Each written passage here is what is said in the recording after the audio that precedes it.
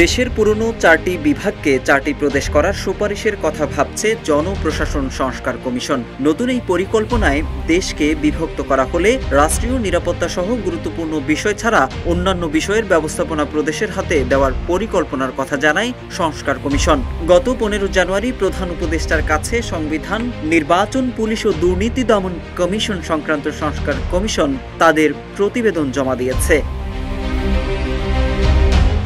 এদিকে পূর্ণাঙ্গ প্রতিবেদন জমা না দিলেও জনপ্রশাসন সংস্কার কমিশনের প্রধান ও সদস্যরা তাদের সম্ভাব্য কিছু সুপারিশের কথা তুলে ধরেন। এর মধ্যে 4টি প্রদেশ করার বিষয়টিও রয়েছে বলে সংশ্লিষ্ট সূত্রে জানা গেছে।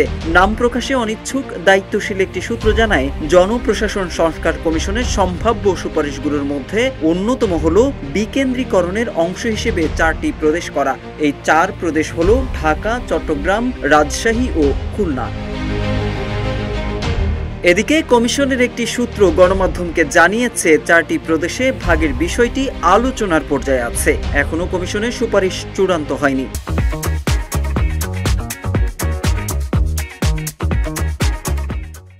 বিষয়টি মূলত সংবিধান সংক্রান্ত বিষয়, তাই কাঠামোর বিষয়ে তাদের পক্ষে এখনই বলা সম্ভব নয়। তবে বাংলাদেশে একাধিক প্রদেশ করার আলোচনা নতুন নয়। অন্তর্বর্তী সরকারের 1 মাস পূর্তি উপলক্ষে উপদেষ্টা এম সাখাওয়াত হোসেন রাষ্ট্র মেরামতের এখনই সময় শীর্ষক লেখায় 5টি প্রদেশ করার প্রস্তাব করেন।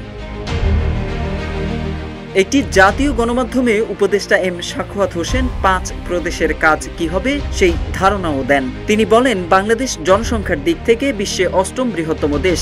জনসংখ্যা প্রায় 17.5 কোটি। ছোট দেশ হলেও এত বিরাট জনগোষ্ঠীর কাছে সরকারকে নিয়ে যেতে হলে বাংলাদেশকে ন্যূনতম 5টি প্রদেশে ভাগ করে একটি ফেডারেল কাঠামোর রাষ্ট্র করা যেতে পারে। তবে প্রদেশ গঠনের চিন্তাকে নানা কারণে বাংলাদেশের জন্য সঠিক মনে করছেন না স্থানীয় শাসন বিশেষজ্ঞ অধ্যাপক তোফায়েল আহমেদ। তিনি বলেন, ভৌগোলিকভাবে এই দেশটা একটা ছোট দেশ, মানুষ হয়তো বেশি, তবে ভাষাগত, ভৌগোলিক অবস্থান সহ বিভিন্ন ক্ষেত্রে বড় ধরনের কোনো বিভাজন নেই। তিনি আরো বলেন, বর্তমানে যেসব বিভাগ আছে এবং স্থানীয় সরকারকে শক্তিশালী করলে প্রদেশের ঝামেলায় না গেলেও চলবে। 15 জানুয়ারি সংবিধান সংস্কার কমিশনের জমা দেওয়া প্রতিবেদনে যেসব সুপারিশ এসেছে তার মধ্যে স্থানীয় সরকার প্রতিষ্ঠানের স্বায়ত্তশাসনের উপর জোর দেওয়া হয়। এছাড়া সংবিধান সংস্কার কমিশন উচ্চ আদালতের বিকেন্দ্রীকরণ করে দেশের সব বিভাগে হাইকোর্ট বিভাগের সমান এখতিয়ার সম্পন্ন হাইকোর্টের স্থায়ী আসন চালুর সুপারিশ করেছে। Mohammad Saiful Islam, news desk, Ittefaq.